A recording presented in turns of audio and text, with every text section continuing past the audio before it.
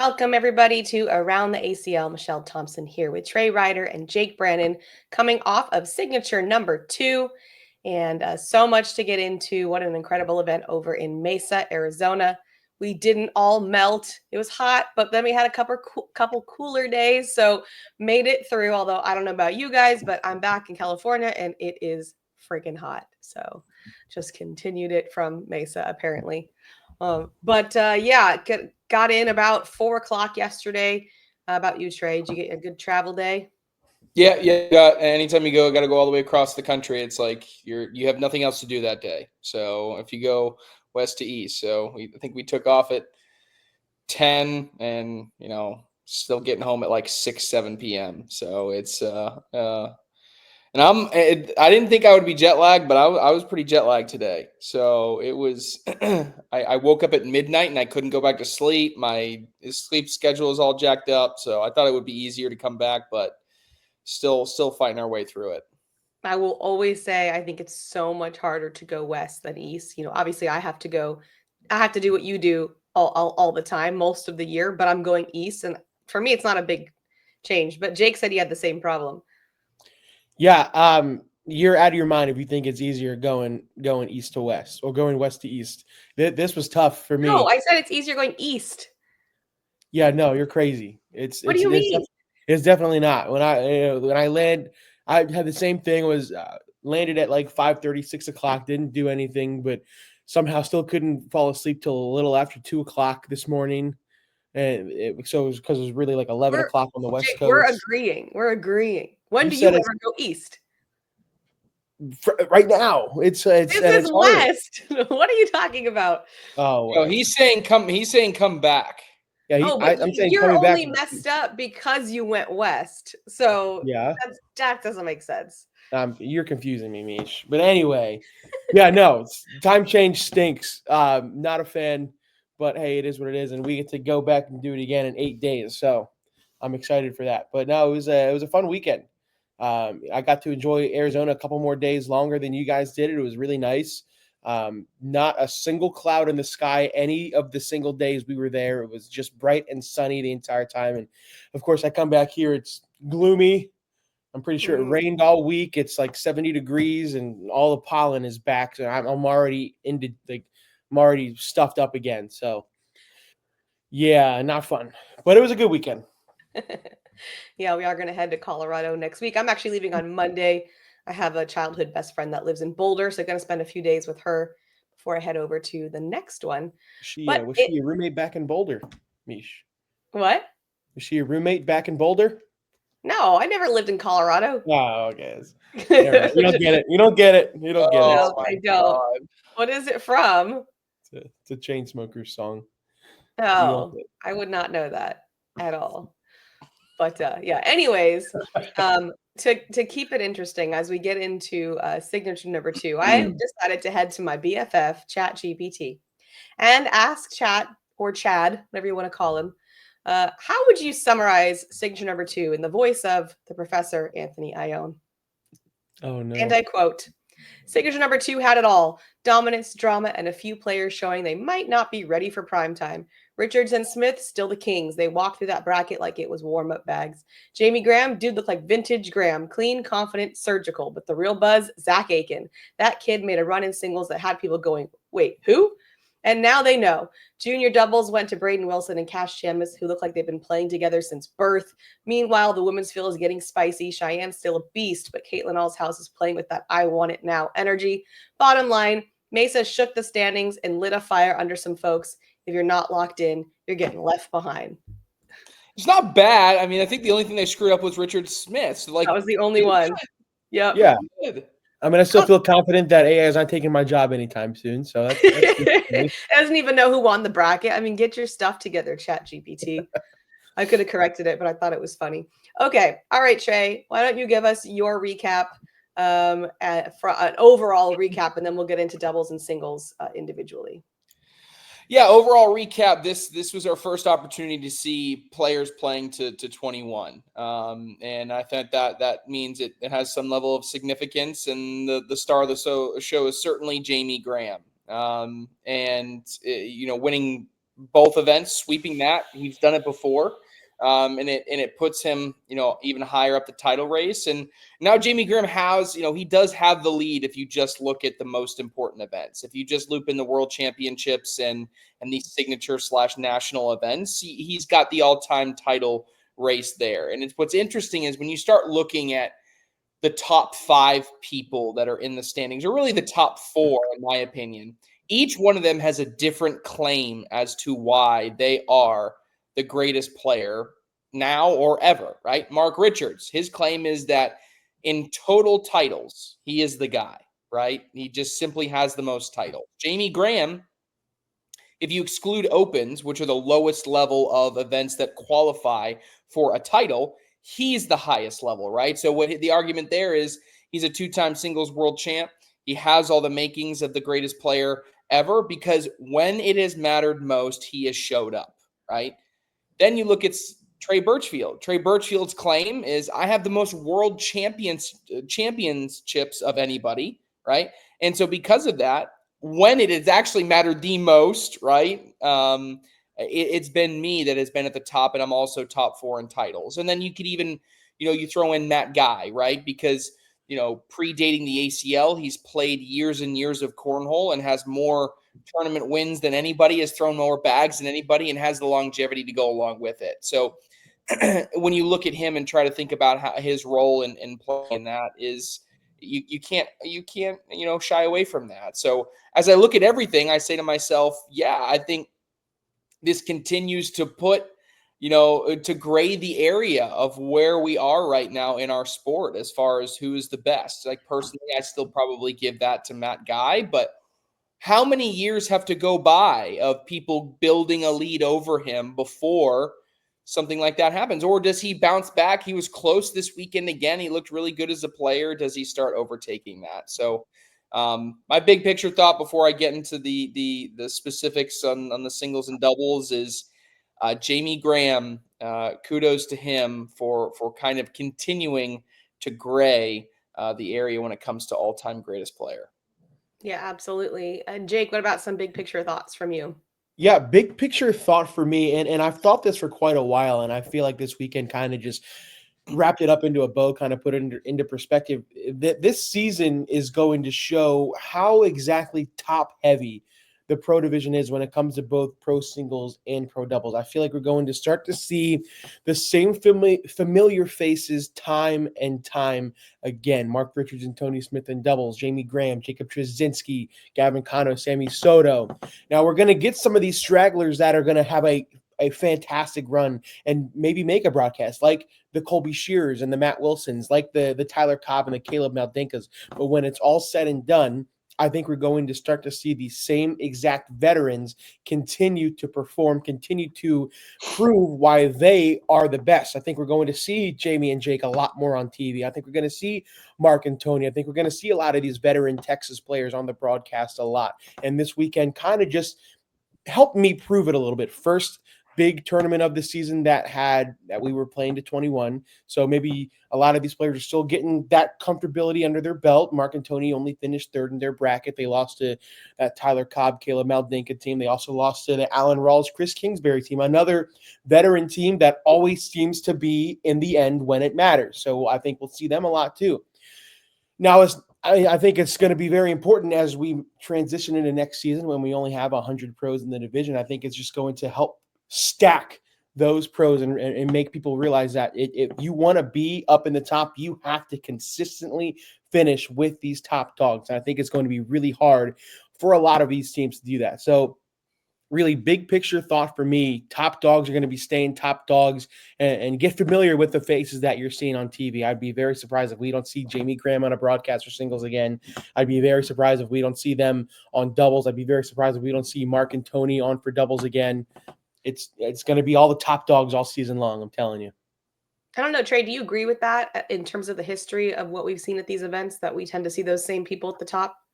Yeah, I mean, to an extent, you're always going to get, the one-offs in there. I think the odds tell you that if you look at 4 people making a Final Four, 3 of them are going to be people that have been there continuously over the course of the season. But you're always going to get that one wild card. We see it every single event. And that wild card doesn't have to be somebody that's number 100, 150. It could be someone that's ranked 40, right? I mean, so I do think there is precedent to say that could be something that we see this season. All right, well, let's start off with pro doubles. Jamie Graham, Jacob Trzynski took that down. Jamie Graham with the sweep on the weekend, as you said. Jacob Trzynski looking absolutely incredible. Made me go back and go, what the heck did he do in singles? Because if he played like that, I feel like he should have been the one with the sweep, maybe. So I didn't get to see him on my court for singles. So I think I asked maybe Jake or Wally if they had looked at his path, but definitely impressive for both of them. But let's start it off with doubles. Trey, what are your thoughts? Yeah, doubles to start. The story is really Jacob Trzynski. I know it's kind of crazy to say, but like you have someone sweeping the event, but Jamie Graham was not the MVP of pro doubles, right? Jamie Graham swept the weekend because he was unbeatable in singles and he was really good in doubles, right? And the best part for him was there was somebody that was unbeatable on the other side of the boards with him. Just a little insight into Jacob Trzynski, and I could look at his entire statistics for the entire event, but I really want to focus on when it mattered most. And when it mattered most was that final broadcast court. If I look at Jacob Trzynski and his statistics just on the broadcast court, so that includes the pro doubles final and the pro doubles semifinal, Jacob Trzynski threw an 11.57 PPR average.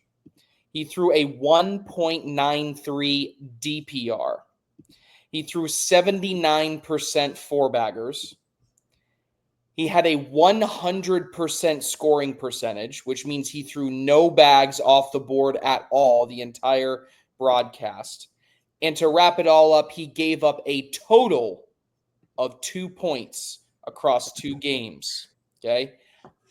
I am almost 100% confident in saying out loud that I don't think there has ever, in the span of 2 games on that stage, been a better performance than what we just saw from Jacob Trzynski.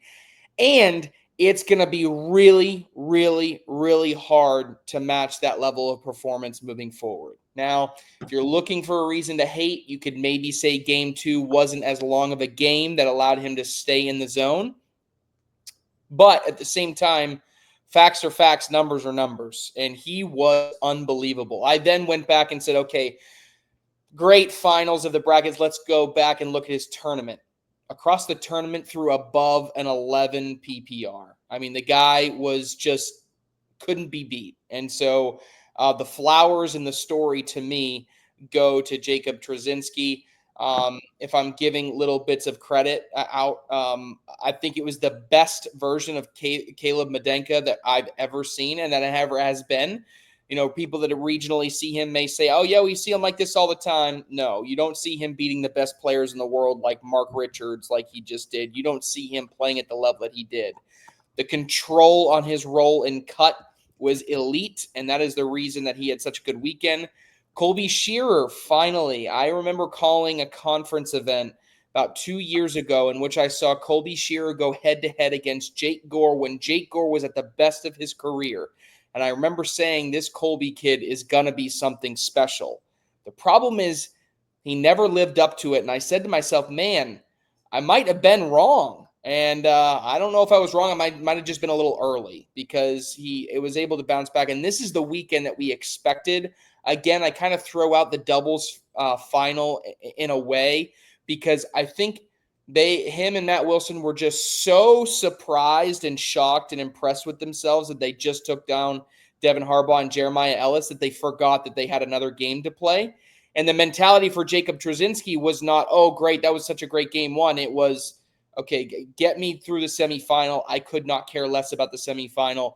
Jamie and Jacob were hungry in the final, whereas Colby and Matt were happy to be there. And, you know, that's not a negative. It's just, hey, your first time being there, the second time they won't have that mentality. So just really, really impressive. I think those two really stuck out to me on the doubles front for this weekend. Yeah, it's funny. I didn't even remember. We do all these hot takes. I don't remember all the hot takes. You probably do because you have a crazy memory. But when Matt Wilson pulled that clip of me saying Matt Wilson and Colby Shearer will make it to a broadcast, I don't even remember saying it. but sure made me look smart. Not that I don't believe it. I just don't remember even saying it on air. So glad to see that came true and that Matt pulled it to make Anthony Ione look stupid because he's the professor. So you got to take that when you can. All right, Jake. I think Trey stole some of your thunder there, huh? Just a little bit. So I'll pivot for just a second. But you mentioned Matt Wilson clipping you. But how about Colby Shearer walking up to me after every single game he played in both singles and doubles, saying, "I'm doing it for Jake Brandon." Because on an episode of Around the ACL months and months ago, before the season started, I just completely writ them off. I didn't think they were going to be good at all, but I'm very happily proven wrong. I mean, they looked exceptional all weekend long. They looked fantastic in their bracket final as well. It was one of those things where they not only did they win, but they were also in the king seat playing AJ Sims and Braden Wilson. And no, I'm sorry, they came out of the losers bracket. They got double dipped. AJ and Braden were in the king seat. But it was one of those things where like I wasn't confident in AJ and Braden coming into that finals. That's how well Colby and Matt were throwing. So when they had won game one, I was like, I mean, AJ was missing his airmails. He was missing his blocks and his rolls. And Matt Wilson was kicking him on that end. In game one, Braden scored almost every single point on Colby. But then in game two, Colby was able to figure out what he was doing wrong and picked it up and was lights out in that second game. So I got to give a big shout out to him. They looked exceptional all weekend long. But yeah, it's very rare when a player sweeps both pro singles and pro doubles, yet the main focus and probably the biggest story is on his doubles partner, right? And Jacob Trzynski. And I wrote this down. I was looking through every single one of his games. First of all, the worst PPR he had in his game was the very first game of the bracket where he threw 12 bags. He made 10 of them in the hole and threw a 10-6-7. Everything else was well over an 11. For some reason, the stats for the overall championship game wouldn't come through, in which he threw over an 11 in that championship bracket game as well. But before that, Jacob Trzynski threw 124 bags across the entire tournament. He made 112 of them in the hole. That is, it's a new echelon of dominance that I'm not sure we've ever seen in the pro division ever. Maybe through one or two games, but to do that through an entire pro doubles bracket when you're consistently playing against the best players in the world is mind-blowing to me, right? And the fact that we're talking about this instead of talking about the man who swept the entire weekend, it has to be worth something, right? So big shout out to him. I also want to give a really big shout out to Tyler Cobb and Caleb Maldenka. I mean, Trey mentioned it as well. It was one of those teams where we just never saw them coming. They were the 19 seed in that A bracket. It was one of those teams that we don't even look at going past. We try to predict those brackets. We don't even look at them going past the first or second round. And, I remember I asked Anthony Ione, I said, what's more surprising to you, Colby Shearer winning his singles bracket or Caleb and Tyler winning their doubles bracket? And we both agreed by far and away it was Tyler and Caleb winning their doubles bracket. And it's no slouch to them. It's just with the talent that was in that bracket, we just anticipated that they wouldn't be in there at all. And then so him and then Alan Rawls and Chris Kingsbury, big shout out to them for finishing second in their bracket. They were the only two losses for Mark and Tony, and that was the first loss of a bracket that Mark and Tony have had in 91 days. That is the first time they lost a bracket since February 1st. It was the Pro Elite Doubles bracket in the Albuquerque, New Mexico Open. That was number 8 of the season. So 91 days in between bracket losses for Mark Richards and Tony Smith. So that's got to be worth something. So big shout out to them. Mark and Tony will be back. Jamie and Jake will be back. I think my hot take earlier in the season was that Jamie and Jake finish as the number 1 team in the world. I'm still riding true with that, but I think it's going to be a dog hunt for that number 1 spot between those two teams. Careful yeah, what you I say. really quick, we were talking about Trzynski in singles. I just pulled up what his statistics were in singles, and he threw a 10-3-8 across the entire tournament. His 2 losses, one of them, you remember, was to Jay Rubin, in which Trzynski threw 40 bags in a row in the middle part of the game and still lost. So that was outrageous. He threw a 10-9-2 in that one. Second game was his off game in which he lost, in which he threw a 10.37, only 44% 4-baggers. So that was his downfall when in his second game. Absolute garbage. If I throw a 10-3-7 in one of my off games, I'll be ecstatic. Are you kidding me? It made That's it. It crazy. made it live. I was gonna tell you, Jake, to be careful because we had Tyler and Caleb on our court, and I guess I said something along the lines of them not belonging there, in a way of saying like everyone on that list you expected, and then you have this team where you're like, wow, I wasn't expecting that. Anyways, the Cobb family came after me, so careful what you say out there. The Cobb And Mafia. Make sure you lock your doors at night. The Cobb Mafia. Oh my gosh, I have one more thought on Trzynski before, and I promise I'm done. His tournament wide singles, 10.38. He had a negative 0.14 DPR. why don't you keep it going, Trey? Get into singles Gotta while start you're on that. blocking. Running bags doesn't do it all the time. Got to block. Oh gosh, yeah, single. All right, so singles. Yeah, I mean, number of different thoughts. Obviously, I have to give flowers to Jamie Graham first and foremost. I talked a little bit about him, so I don't have to go much into it. But he was as balanced and as Jamie Graham as ever. He was methodical, cool, calm, collected, and really just did everything that he needed to. He all the way into the bracket finals. Obviously, his best game was against Tony Smith. Maybe I'll give a 2 cents thought on that with all the crazy chaos that happened at the end of that one, right? So. Just a crazy and stinky situation.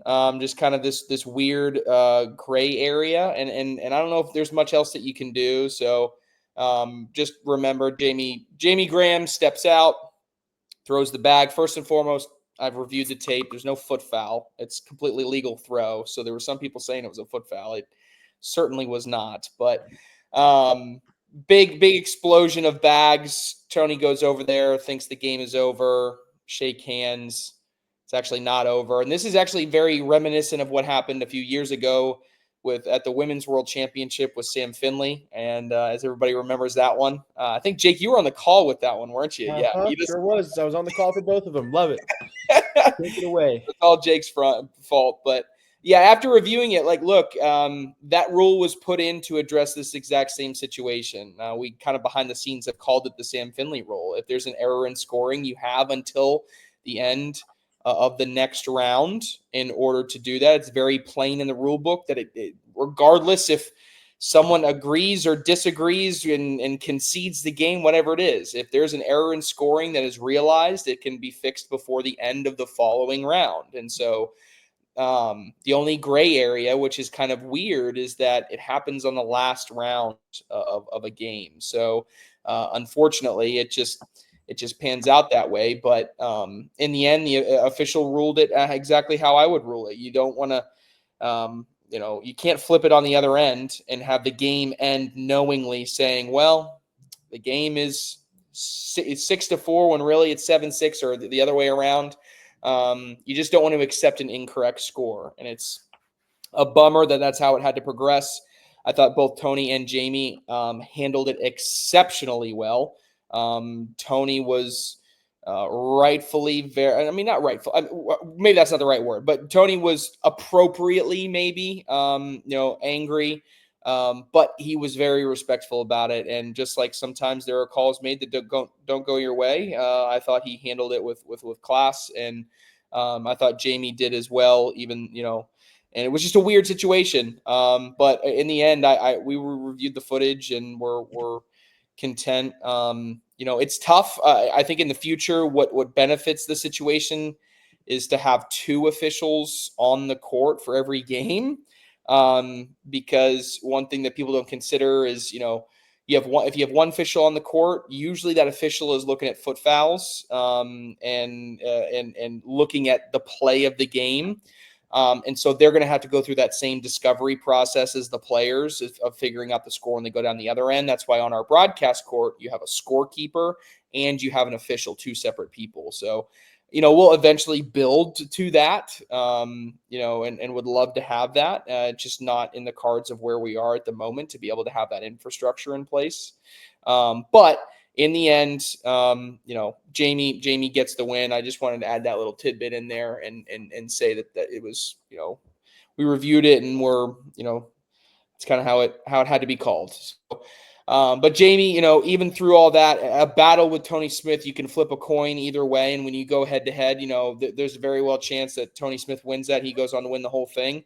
But Jamie Graham was able to pull through. And and as a result was a dominating force. The only other two notes I'll add in there are Jay Rubin was unbelievable, right? And if he doesn't go up against someone that throws 36 in a row to start on the broadcast court, then he might win the whole thing in singles. Honestly, he honestly might go to the finals to play Jamie. He might beat Jamie in the finals, right? Because he was playing that well.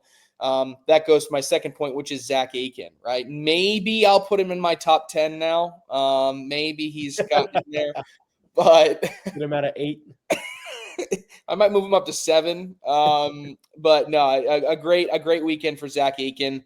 Obviously, he throws at an incredibly high level. And I think the key for Zach was losing in teams, going on the broadcast court the night before and losing and getting and not throwing very well, to be honest with you. If I'll be very, very, candid, that helped him kind of get his mind right. And it wasn't the first time he was on that broadcast court when he showed up, and he was laser focused and ready to go. And he played one of the best games that we've ever seen, or one of the best first halves of a game that we've ever seen. Obviously, let Jay kind of get back into it, but at the same time was able to finish it off, and he really grew as a person. And I was just gonna say he tapped his wrist and it was time.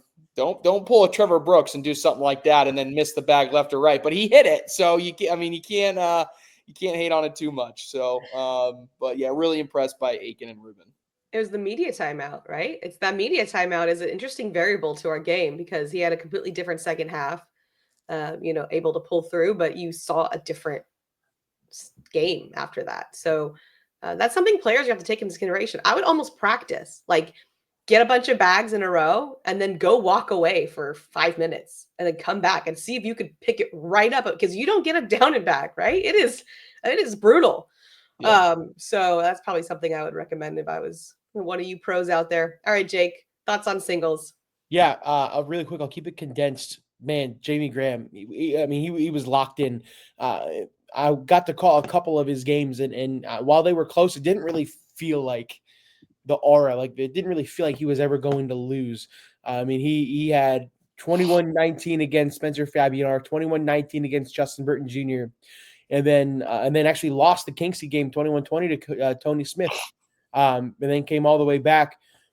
That second game of the bracket, Trey alluded to it. It was a crazy game. At one point, Tony Smith was up 20-11, and Jamie was able to hold him scoreless for the final 9 rounds. So, drama and all, Tony Smith had a chance to win it early before that even happened, but couldn't get off of 20. So, it just goes to show how good Jamie Graham is with his back against the wall. It's impressive to see. Really quick, I'll just talk about that was Jamie Graham's first national singles title since 2022. And actually, if I'm looking through it now, out of all of Jamie Graham's titles, I'm pretty sure he only has 4 of them on the national level. Everything else is either open, shootouts, world championships, pro qualifiers, stuff like that. But his first ever title was in 2016. He won a national singles in 2016 when he was a kid. So, it's just cool to see him come full circle, winning another national title 9 years later. That is crazy to think about how long the ACL has been a thing and giving out titles. But, other players, how about Trey Birchfield, man? Trey Birchfield, we didn't hear a lot from him on the national side last year, and then he just comes out of the woodworks and sweeps everything in the world championships. But him making a bracket final, only losing to Zach Aiken, is a good, strong win for him. I'm feeling pretty confident for him going into these next couple signatures as well. Again, Jay Rubin, saw him a lot on the live stream court. Anthony Ione loves Jay Rubin, and when he told me specifically, when Uncle Bob is in the crowd watching him, Jay Rubin never ever loses. So that's a good thing to keep in mind. If Uncle Bob continues to come to these events and He is in the left crowd, on Sunday. That was the Rubin's not going to problem. lose. Yeah, He should have Jay stayed. Rubin's not going to lose. That's But funny. final thoughts on singles. Jamie Graham is just incredible. I'm going to interview him in a little bit after this for an article I'm writing on the website, and I'm just so excited to pick his brain about his mindset and his mentality about everything. So it's gonna be a great rest of the season for Jamie Graham. I have no doubt in my mind. I would agree with that. All right, women's senior and juniors. For women's singles, Caitlin Alshouse was able to take that, and doubles, Rosie Streaker and Sam Finley. Seniors, we got the sweep with Damon Dennis, and doubles, he plays with Frank Modlin for the win. And then in junior singles, Gabriel Clausen wins, and doubles went to Cash Chamness and Braden Wilson. Trey, some quick thoughts on our other games there. Yeah, my one big thought, Sam Finley. Whew, man, there was times, and we keep talking about Sam Finley having a great season, but I hadn't had the chance to call some of her great performances yet, right? It just this tournament I wasn't at. This one I was doing broadcast, not streaming. This one it just kind of never aligned where I never got to call a great performance. And it's been a while since, not that she hasn't won things, but that she's been on that stage and played that well. She was unbelievable. And you saw it. That's the level that she has risen to over this past year. And if she keeps throwing like that, it's almost shocking to me that she hasn't won a women's singles yet. But I have leads into my hot take that I'm going to save that leads into the later half of the year about Sam Finley, because I was blown away with what I saw on the court from her. She was unbelievable. Jake? Yeah, really quick. On the women's side, my girl E10, Elizabeth Tennyson, we're going to have to change her name to E2. Second place in women's doubles and in women's singles. So brutal. That stinks to watch, but my girl, I mean, she played well. I mean, we're looking through. I didn't get a chance to watch a lot of the seniors, but I mean, Damon Dennis and Frank Modlin are finally getting over that hump in senior doubles. It feels like when they announced their partnership, they would just win everything on the senior side, but haven't done that at all. So I'm glad to see them get that win. I mean, watching Cash Chamness and Braden Wilson on that broadcast court was so freaking cool, man. That 4-bag drag for the win by Braden Wilson, and then holding the 9-year-old kid up was it was so fun to watch. And then, hey, Gabe Clausen didn't play well all weekend long. I even asked him because I'm pretty sure he went 0-3 on the single side for the Virginia Cutters during teams. And I said, "What's going on?" He's like, "I'm just not playing well." And then comes out, of course, and then wins junior singles on Sunday afternoon. So shout out to him. I'm confident for him, confident for those Cutters that we'll get into in a second. Yeah, Caitlin Allshouse. Hey, Caitlin Allshouse finally getting a women's singles win too. So congrats to her. Congrats to everybody. Yeah, one note on the senior doubles front that I thought was interesting. We do, I unfairly, gave a lot of heat to Frank Modlin on the past couple shows, right? What the key was for them to win the whole thing. Well, it's because at signature number 1, he was throwing 7.25s and 7.7s for tournament PPRs. Well, Damon Dennis this time in pro doubles throws senior doubles throws nearly an identical PPR to what he had at the first signature event. The difference was Frank Modlin's tournament PPR 9.25. So there's our recipe. If Frank Modlin can just throw 9.25s, then that's all it takes to win, right? Because that's how good Damon Dennis has been so far this season. So there's your benchmark for that senior doubles team. Yeah, that's like 2 more points per round, basically. That's a big difference. Crazy. Difference. So he was able to kind of right the ship a little bit there.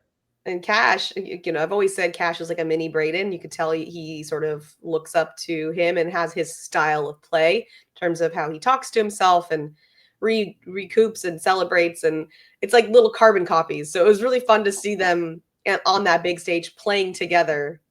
It's just so fun. And obviously, apparently Braden farts a lot. So that's what, did you see that no. feature? Oh my gosh, Michelle, you didn't see it? No. Oh my gosh.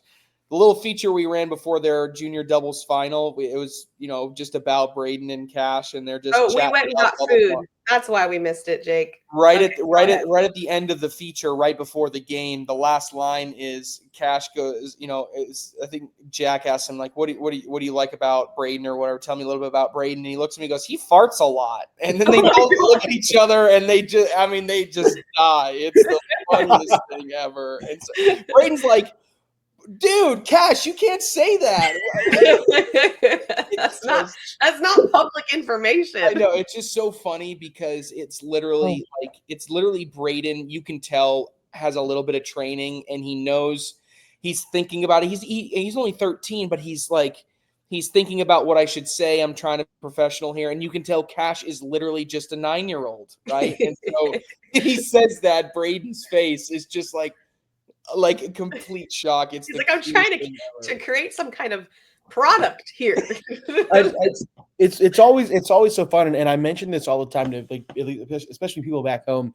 You watch all these great young kids throw and be so good at it, and you're like, wow, these kids are amazing. And then you take a step back and peel back the cover and realize, dude, they're just kids. When they're not doing this, they're over at the arcade playing on the claw machine or running around playing tag, right? They're just kids. And they're kicking our butts every single day. It's crazy to think about. It's so true. All right, getting into teams next. I went ahead and put the standings there for you guys. I'm not going to read them all off, but Trey, give us your thoughts on where teams are at, because we're not going to have teams the next two events, correct? Correct. Yes. Yeah. No teams for the next two events. Just we'll resume on 5 and 6. All right, well, take it away. Yeah, well, okay. So if I look at the teams' records here, we'll just kind of go division by division. First in the West, the West is the most competitive division this year, right? So if I'm looking at the records, and these are all updated on the website, okay? So everybody can look at these as well. We got the Burn in first. We have the Slingers right behind here, not too far as games back goes. So. So the Burner in first, the Slingers 2 games behind, the High Rollers 3 games behind, and the Timber only 4 games behind. So that is less than one series from the bottom to the top of the standings of the National West. It is razor thin margins between all of those. The Timber and the High Rollers had good weekends to bounce back in, and the Burn, they played well in the broadcast, but they played okay. The High Rollers got them, but had a chance to even further extend their lead. They weren't able to do that. But same with the Slingers. It's like the top 2 had good weekends, and the bottom 2 had good weekends. But the top 2, they could have extended it, but they didn't. So this is a division that's really, really close. On the National Central side, we have the Bully Baggers in first place, only a half game over the Maze, and then a good 7 games back are the Colonels, and then 14 games back are the Spinners. So it's a tough bottom half. This feels like a clear cut number 1, number 2 between the Bully Baggers and the Maze, and then a gap between the rest. So it's just going to be interesting to see, who emerges out of the Bully Baggers and the Maze as far as the broadcast goes, because those two in particular haven't played on the broadcast just yet. And so if I actually look, the Bully Baggers still have the Marauders, who are not a great team right now, that we'll see on TV. And if I look for the Maze will end up playing the Woodchucks on TV. So the Woodchucks pretty good, solid squad right now. So right now I like the position that the Bully Baggers are in. The Spinners and the Colonels might be all she wrote, unfortunately. As we go to the American North, the Ringers are the new leaders at the top of the table, okay? They had a really good weekend. The Woodchucks still solid, just sitting in second place right behind the Ringers, the Woodchucks. Aviators sitting in – sorry, go ahead. Really quick on the Woodchucks, because Wally and I called that game. And I will say that some of those players weren't taking it super serious. What's interesting is how close that is. Because there's a few games they should not have lost if they were playing their normal. I mean, I think Ryan Hart side railed 7 bags. Yeah, well, that's certainly part of it, because right now they're a game and a half back from the Ringers. They would be in Aviators, first. What? Say it again? They would have been in first. Yeah, they would have been easily. The Aviators sitting in third, they're under 500. The Aviators were clamoring. It's so funny. This is a little tidbit, but all of the captains are in the same group message that we for all the teams that I'm, myself and Kat Halbert are moderators of. I am on TV and my phone lights up during a commercial break that says, "Does somebody want to make a trade with me?" And it was Noah Almanza. So the Aviators are buyers right now, right? That's telling me they want to, go out and acquire some things. What's going to be interesting is, are there going to be any teams that go, like at the Spinners, for example? Do the Spinners say, you know what? It's not our year. Do we go out there and become sellers in the market and acquire draft picks for next season? That's something that I wouldn't be surprised to start seeing, because that's what happens in other sports. Then finally, the American South, the best team in the country, the Carolina Coasters at 28-7. They have single-digit losses. They have a 7-game lead over the Cutters. The Cutters right now, at a 60% win percentage, are second in their region, but have the third best overall win percentage out of any other team. So the Cutters are officially having their breakout party, which is music to Jake Brannon's ears, with the Freeze and Sliders just well behind. This is another one of those divisions. It feels like it's a clear-cut 1 and 2 there between the Coasters and Cutters, which in my mind really makes the Ringers and Woodchucks battle interesting in the North, because if things all remain the same, the Coasters are far and away going to be the best team in the country, with the Cutters going to get into a playoff spot as of now. If I'm the Ringers or the Woodchucks, I want to do everything I can to avoid playing the Coasters in the round 1 to the playoffs. So if that's the case, it would not surprise me if they see a little bit more emphasis there to try to get that 1 seed, so they have to play the Cutters rather than the Coasters in that first round of the playoffs. Interesting. All right, quick thought, Jake. Yeah, quick thought. I mean, I'll just go based off of the predictions that I made before the season started. Some good, some bad. I predicted the Burn to be a really, really good team, and they are showing out. Did not perform well on the broadcast, but off of the broadcast, they did really well. I predicted the Bully Baggers to do very well, and they are doing good. I did predict the Mays to win that division, so they have a little bit of work to do. But like you said, that Bully Baggers Mays tandem almost already locked up that National Central Division. I predicted the Ringers to do very well, and they're leading their division. I predicted the Cutters to be okay. Again, it's like this Florida Freeze team is so confusing. I don't get it. They are so good on paper, but they suck when it matters. I'm over the Freeze. I'm going to predict them to finish last every year. Yeah, I'm done with them too. I mean, the Coasters. I'll say it. I got them wrong. I thought they were going to regress a little bit, but they have just exploded. They're probably the favorite to win the whole thing overall after making the final. The Coasters are who the Freeze should and want to be. Yes, exactly. The Coasters are running away with it. The race is for second, but I mean, even the Cutters have a few game lead there, so I'm not super worried about that. I will say I got the Woodchucks wrong. I didn't think they were going to be that good, and they're up there in that second spot. But it was Ohio Aviators. They're not that bad either. And like you mentioned, Trey, if they get a good trade, they can very easily take over that second spot and make me right. You have one trade that just got processed today that I wanted to throw out there, and that's the Michigan Marauders. No, was it the Marauders? Let me see here. Well, Alex Hicks has been traded. So Alex Hicks is now on the Texas Bully Baggers. Whoa. Ooh, interesting. So, yeah. Who'd they get rid of? So there was a 1-to-1 trade between the Michigan Marauders and the Texas Bully Baggers. The Marauders have sent Alex Hicks to the Bully Baggers in direct exchange for Jeremiah Hector. Jeremiah Hector is now on the Michigan Marauders. Okay. All right. I'm not sure if that helps the Marauders a lot. The Marauders are one of those teams that gave me a lot of backlash when I gave them my predictions. They're like, "Oh, you're so wrong. We're gonna be good." They stink, dude. They the second worst team in the league. They're not good. Don't come at me, Michigan Marauders, if you can't back it up. You guys stink. The Chicagoland Spinners, I didn't think they were going to be good. I didn't think they were going to be this bad, though. They were 1-14 coming into the weekend. I mean, that is just crazy. I thought the High Rollers were going to be really, really bad, and they're okay. A lot of season left. I don't expect a lot out of them, but I mean, overall, I'm kind of liking my predictions. The only ones that I've gotten really wrong were the Carolina Coasters, the New England Woodchucks, and I mean that's about it. I feel like I'm pretty confident in everything else. I'm a lot of people give flack for teams. I'm so excited to see what happens in 5 and 6, to see how these playoffs turn out. Cannot wait. Well, you guys are really chatty, so we got to do buy or sell real quick. You ready, Trey? Yep. Jamie Graham is playing better right now than Mark Richards. Buy. Richards will have his time, but Jamie's playing better right now. Jake? Buy. Easy. Jamie Graham was the second best player in the building last week, and number one was his pro partner. Graham and Trzynski are the only team with a real shot at beating Richard Smith consistently. Ooh. I didn't read that ahead of time. Buy.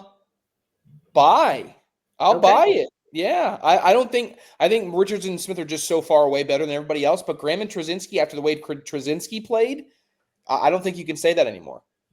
Jake? Yeah, I'm buying it as well. I mentioned earlier that I think the pro doubles division is so extremely top heavy. There's only a select few teams who can beat another one team consistently. And I think Jamie and Jake are probably the only team in the pro division that can consistently beat Mark and Tony. Jay Rubin has the most mental toughness in the pro division. Maybe a little bit of hyperbole. I'll sell a little bit there. I think he got a little excited in some instances, and he needs to work on that a little bit. But he does have resiliency, which is something that is few and far between nowadays. So I will say that he's certainly up there. Maybe I'll sell that he's the best. Jake? I think he has some of the most confidence in the pro division. I mean, mental toughness is a tough way to phrase it, but I think Trey hit the nail on the head with it. I'll sell it a little bit. He's really good at playing from behind. That's about all I can say with that. Zach Aiken is the breakout star of signature number 2. Can I give him a code to Colby Shearer? I'm gonna say Colby Shearer. I knew what Zach Aiken was. I had him in my top 8. Remember? And so Colby Shearer was not anywhere close to that. So I got to give that to Colby Shearer. Jake?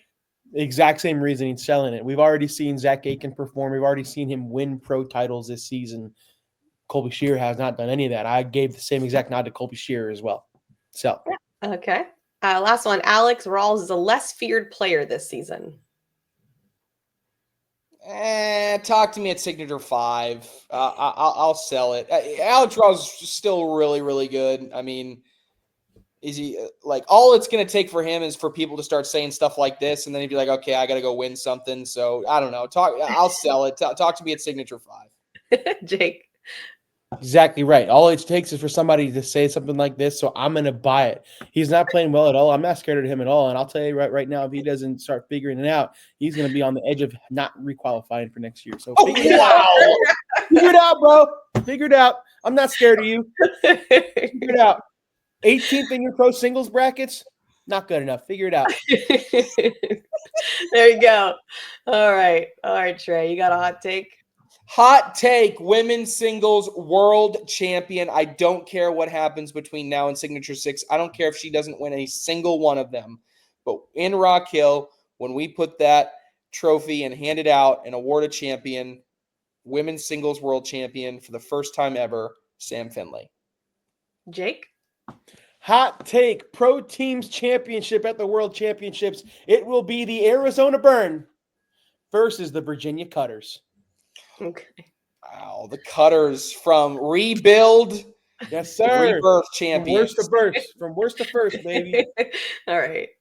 All right. So I just lost mine. I got really into that whole pro teams thing. What was mine? Oh, I know. Okay. So I think this is not the last time we see Colby Shearer on a broadcast stage. I think he makes his way to ESPN once again. I don't know if he'll win or not, but I think that, having him get there in singles and doubles may have shocked a lot of people. I think he deserves to be there, and I think he'll get there again. All right, guys, that's all we got time for. Thank you so much for joining us, and we'll see you all next time.